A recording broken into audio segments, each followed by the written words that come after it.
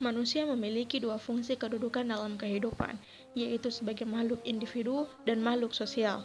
Sebagai makhluk sosial, manusia membutuhkan komunikasi dan merupakan kebutuhan penting agar dapat melakukan interaksi dengan baik.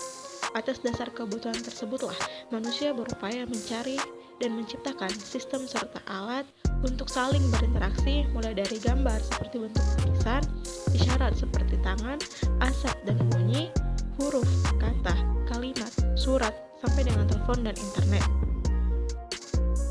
Penemuan tulisan dalam sejarah peradaban manusia adalah sebuah lonjakan spektakuler yang mampu mengubah arah dinamika peradaban dan kebudayaan manusia secara revolusioner. Saat pertama kali tulisan ditemukan, di sanalah seluruh hasil pemikiran manusia dituliskan.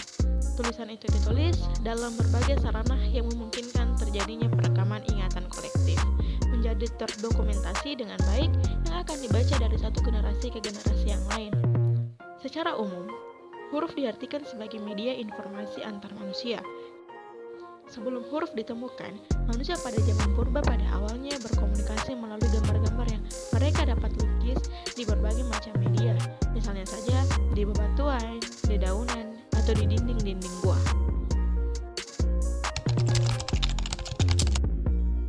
Sejarah huruf bermula di Mesir purba. Perkembangan bahasa tulis bermula sejak sebelum Masehi, di mana awalnya manusia menggunakan bahasa gambar untuk berkomunikasi. Bangsa Afrika dan Eropa mengawali pada tahun 3500 hingga 4000 sebelum Masehi dengan membuat lukisan di dinding gua.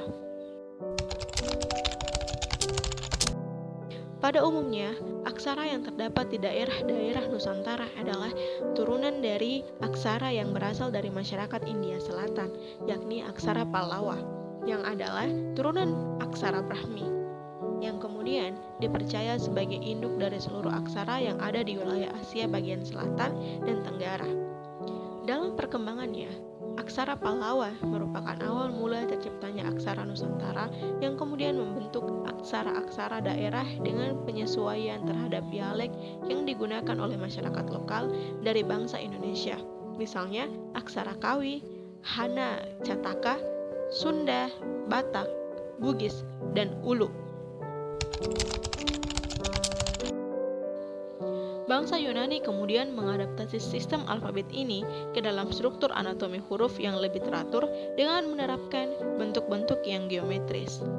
Huruf Roman, atau yang sering kita sebut sebagai huruf Latin, memiliki jumlah 26 huruf yang diterapkan sejak abad pertengahan dan digunakan sebagai alfabet dalam bahasa Inggris kontemporer.